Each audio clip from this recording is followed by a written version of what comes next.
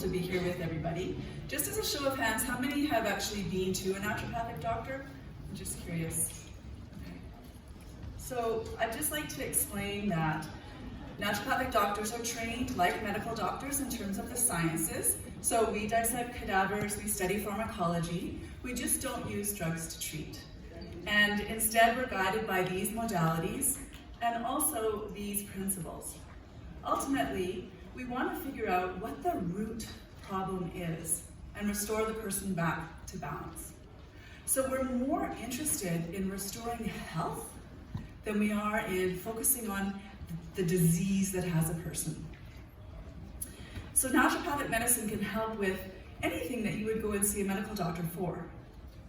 And the sad thing is I've been practicing for about 20 years, and every year I say mental health problems are on the rise. I would love to stand here before you and say the exact opposite, that actually nobody needs me. But the good news is we can help with this crisis that we have. I heard Dr. James Greenblatt say that by the year 2030, one person will commit suicide globally every second. So that means in the 25 minutes that you're here with me, anybody got quick math brain? 1,500 people will die. And that's happening. And I would love to help change that statistic.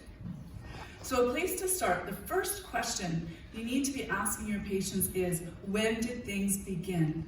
And understand that you may have to go as far back as the in utero experience, and even further back to perhaps intergenerational trauma. You also want to be reframing the questions from what's wrong with you to what happened to you. And another key question, did you feel loved by your mother and or father? If they did not, this indicates a disruption in the attachment, attunement, and authenticity needs of a child. So as clinicians, we need to be trauma aware and informed, and if we like, we can go on to become educated on how to help resolve trauma in patients. Another key question I ask every single patient is, do you love yourself? On a scale of 1 to 10, what's your sense of self-esteem? So as I'm asking that question now, I'd like you to just take a millisecond and note what number pops in your head for yourself. Because we are the mirrors for our patients. If we don't love ourselves and do the work, one of our key principles is doctor as teacher. You can only take a patient as far as you've gone yourself. So if you're the mirror, what are you going to be reflecting back to your patients? And here's the irony. Being with your patients in their pain and suffering without doing anything, being with them is the medicine. So we need to pay attention to trauma. And many focus on the story and the experience. And one of my teachers is Dr. Gabor Mate, and he says that trauma is not about what happened to you, i.e. the story. Trauma is the beliefs that you formed as a result of the experience. This quote is from the Journal of Pediatrics that says that growing scientific evidence demonstrates that social and physical environments that threaten human development because of scarcity, stress, or instability can lead to short-term physiological and psychological adjustments that are necessary for immediate survival and adaptation, but which may come at a significant cost to long-term outcomes in learning, behavior, health, and longevity. So what happens in trauma is we learn to adapt to that situation in the short term, but then that coping mechanism, we carry it forward for the rest of our lives. And that eventually becomes a source of dysfunction. So what we want to do is help patients see the value that served for them and help them to understand that it no longer is needed. Gabor goes on to say that all diagnoses begin as a coping mechanism. At some point, there's something about them that provided some survival value. Furthermore, diagnoses don't explain anything. They describe a set of symptoms, but they don't explain how you got there. That explanation is always rooted in some earlier experience that predates the diagnosis. So Dr. Vincent Folletti came up with an ACE questionnaire. It's very simple, 10 questions. If you're not using it, I would encourage you to do so. A score of 4 or more gives you a clue that trauma is playing a role in the background. So I'm just going to share a little bit about me. My ACE score is 6. I am adopted, and there's a great quote about adoption, which is, adoption is the only trauma where the adoptee is expected to be grateful. So adoption is the only trauma in which the adoptee is expected to be grateful. So I come into the world, I'm anxious, out of the womb, and things were turbulent. Get prescribed some antibiotics in high school for acne, take them, acne doesn't get better, but what comes along is bulimia. So I just included 3 case studies here about the role of the gut in the brain. We know that now, which is lovely. They didn't know that back in 1985 for me, but here we go. So this is helpful. And then I continue on, get diagnosed with depression, anxiety, and then bipolar disorder type 1. So I've had 3 suicide attempts, and I've had 6 psychotic events, and I've spent a year of my life in psychiatric hospital care. And by all intents and purposes, I should not be standing before you today. So it was after a suicide attempt, which left me in a coma on kidney failure. I'm on dialysis. I can tell you, I certainly wasn't happy when I came out of that coma. In fact, I think I was more depressed. And I was given a book to read, and there was a quote on surrender, which goes along these lines. Surrender means the decision to stop fighting the world and to start loving it instead. It is a gentle liberation from pain. But liberation isn't about breaking out of anything. It's a gentle melting into who you really are. So we let down our armor, and we are simply asked to shift focus and take on a more gentle perception. That's all God needs, is just one sincere, surrendered moment when love matters more than anything, and nothing else really matters at all. So what do you think was the key word in this phrase for me? Anybody got an idea? Yeah, actually the key word was love. That was a foreign concept to somebody who spends most of their time in suicidal ideation. What the heck is that? So that's been my journey since 1994. How do I figure out how to love and accept myself? So your patients who have suicidal ideations are not loving themselves, okay? They are the furthest from love that they can possibly be, and it is your job to stop the war that's raging inside of them, that they're fighting against themselves. That is your job. It is your job to help them see the value that they have in this world. That is your job.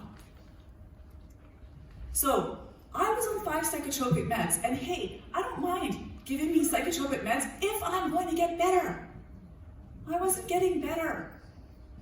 So I heard about Dr. Abraham Hoffer, and this is the prescription he started me on. I carried those along with the 5 psychotropic meds, and guess what happened?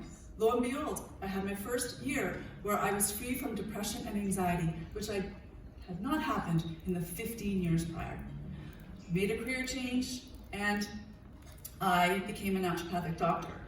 So Dr. Hoffer was guided by Dr. Linus Pauling, who won 2 Nobel Peace Prizes. I mean, it's just phenomenal in my mind. And he's considered the father of orthomolecular medicine, which basically is a fancy term to mean we have to find the right molecular imbalances in you as an individual. So he believed that nearly all disease So all disease could be traced to a nutritional deficiency. So when I'm working with people, you are the circle. There's 4 aspects to you as a person: physical, mental, emotional, and spiritual. Our Western system and most functional medicine practitioners are working on the physical piece of the pie here. If that's the only piece you're going to look at, you're going to miss 75% of the puzzle. Okay? This is where I started, physical level, naturopathic doctor, Dr. Abraham Hoffer, supplements, super. But nobody looked at my thoughts, my emotions, and how I behaved and reacted in the world. Eventually I had to bump up against all of that because the supplements weren't enough. And you cannot out-supplement or out-medicate a crappy diet. You have to get the foundations right.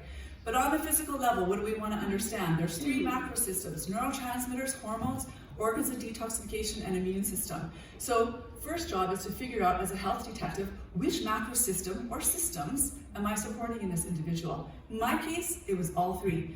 Dysbiosis, gut health, down the tubes. Hormones, down the tubes. Neurotransmitters, down the tubes. Had to work on all 3. Once I worked on all 3, I was good for a bit, until I bumped up against my core beliefs, my shadow beliefs, my limiting beliefs, and my unconscious commitments. So here's the way we want to look at this. I've written a book called Beyond the Label, 10 Steps to Improve Your Mental Health with Naturopathic Medicine. So I'm not going to go into nutrition and sleep and exercise because there's lots of fabulous practitioners here today teaching you all about that. But yes, everything they say is true and I agree. But you can't, basically the brain is not going to run, or the car is not going to run if you don't put the right gas in the tank. This is how it looks when you work with me from visits 1 to 15. But essentially what I want to work with you today and just teach you quickly is this framework that really helped me, I think, get to this place of healing. So it's called the 5 R's of working with problematic thoughts. So what we want to understand here is that most people are living right here from the neck up, and we're discounting our body. So what happens is we have a thought that triggers an emotion, which triggers a thought, which triggers an emotion, which triggers a thought, which triggers an emotion, and we go round and round, round and round, and we stay stuck in depression, anxiety, and anger, and addictions, etc. And this is what happened to me. I would follow that from a suicidal thought all the way to execution. So somewhere along the lines, we got to interrupt this pattern. And so this is why I love to talk about a mind, body, spirit approach. We talk about this in holistic medicine. So mind is another word for thought. Body is where you feel your emotions. And then we have the spirit. So what word am I referring to with respect to spirit that doesn't have anything to do with religion? Anyone? Which? I can't hear. It's okay. But beliefs. Breath. Breath. Breath. So here's the thing. Here's the framework. First step, recognize your thoughts. If it's a problematic thought, then we want to refrain from following it around and around by relaxing into the breath. And then we're going to repeat this process over and over and over again. And then we're going to rephrase the first thought we recognize. So to break it down, you have to gain insight into what you're thinking. And here's the key. Your thoughts create neuropeptides. Neuropeptides affect the hormones that get produced. Hormones that get produced affect how you feel. So we have a little bit of a chicken and an egg problem here. So without awareness of what you're thinking, you might stay stuck. And this was crucial for me. When I was depressed and anxious and bulimic in behavior, I was engrossed and in the cloud. I could not separate myself from it. This taught me that there actually is a layer deeper than thought within me. And that layer is called stillness. This is where you can hear the voice of your intuition, the voice of spirit, the voice of your gut, the voice of your soul, or the wisdom. There's another voice, but it's really hard to hear it when the egoic mind is telling you how much of a problem you are on the planet. So, step 2 is to refrain, and we're going to do that by relaxing into the breath. And here's what we want to understand. When I said thoughts create neuropeptides, neuropeptides affect the hormones affect how you feel, This then moves your nervous system into either parasympathetic or sympathetic. The king system in your body is not your gut. It's your nervous system. The vagus nerve and every other nerve is controlling the rest of the body. So we got to get the king on side. And if you're 100% into sympathetic, how well are you digesting that beautiful organic food that you're eating? You're not. And that is one of my pet peeves about the health industry. We're all focused about eating all this wonderful food, but nobody's asking you, what state are you in when you're eating that food? I ask this question to my patients all the time. If this is 100%, are you 70-30 parasympathetic? Where are you at? I've had yet anybody to tell me that they're over 50% into the parasympathetic. So we want to help create this calmness in the nervous system. And understand other words here to guide it, like, right? That your patients might not know sympathetic, parasympathetic, but they will know stressed and relaxed. They will know sabotage, support, inner critic, inner cheerleader, ego, soul, fear, or love. And why do we want to move to parasympathetic and love and compassion? Because its driving force is love, not fear. So unlike self-criticism, which asks if you're good enough, self-compassion asks, what's good for you? So what's good for you? Start asking your patients, what's good for you? Just like the word love was a foreign word to me, so is the word self-compassion. So we're going to take 12 seconds and do the breathing together here. This is how I teach it in the office. Right hand on your belly button, plant your feet on the ground, left hand on the heart. Reason, these are chakra positions in Ayurvedic medicine. This is balancing yin and yang energy in you. You got more serotonin receptors between these two hands than you have in your brain. You got more electrical activity happening here in your heart than you do in your head. So we're going to stare at this. I usually ask people to stare at something in nature. So we're going to stare at this and we're going to breathe in through our nose. And as you're breathing in through that nose, just like Dr. Jill said, there's a very thin membrane there. Your sella turcica, which houses your hypothalamus and pituitary, it gets a little love when you do that nice deep inhale through the nose. Similarly, using that diaphragm taps your adrenal glands, which are also having a little bit of a hissy fit when we're thinking thoughts that are negative. So 2 deep breaths with me staring at this, breathing in and out. And again. And perfect. So while you took those 2 deep breaths, was there anything going on in your head? No? Perfect. That means you were in the gap, which is exactly where I want you to be.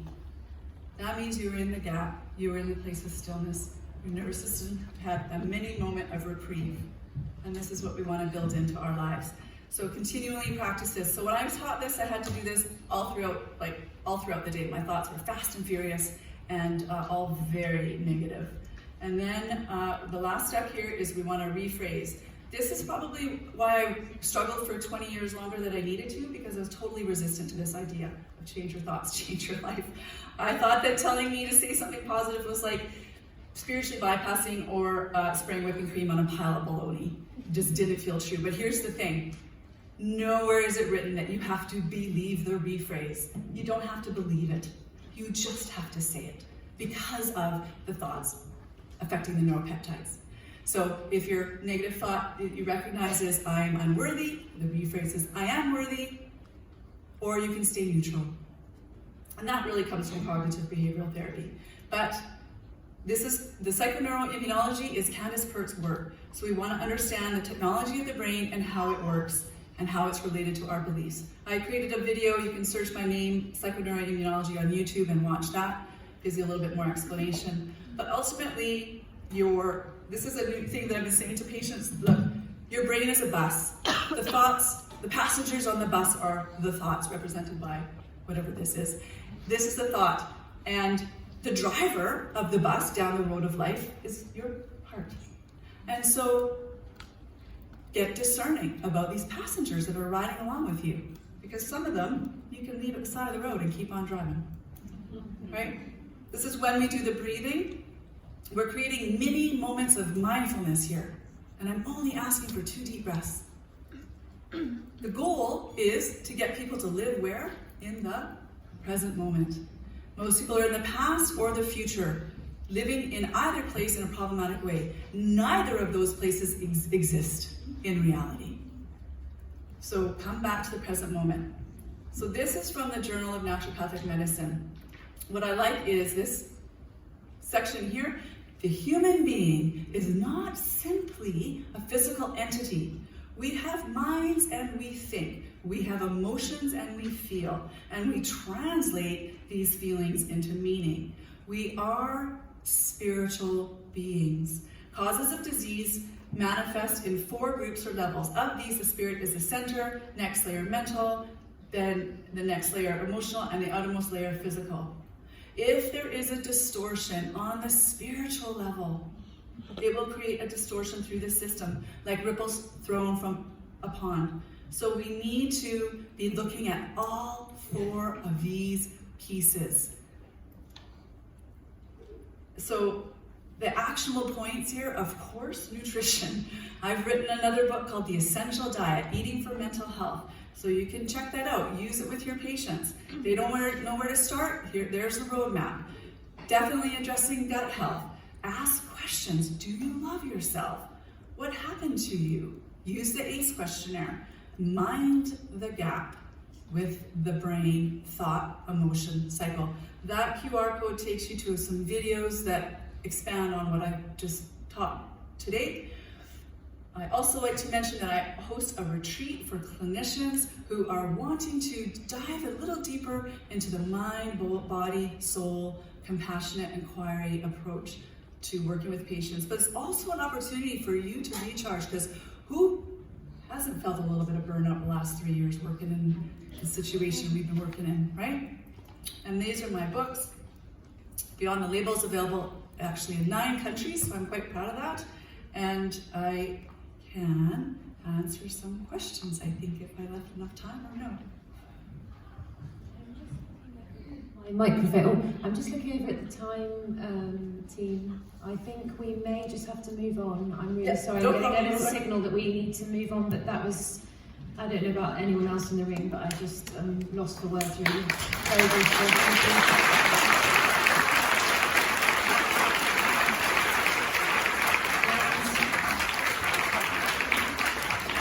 We have some really precious space now in the programme to be guided by Sophie True, who is a holistic cancer coach.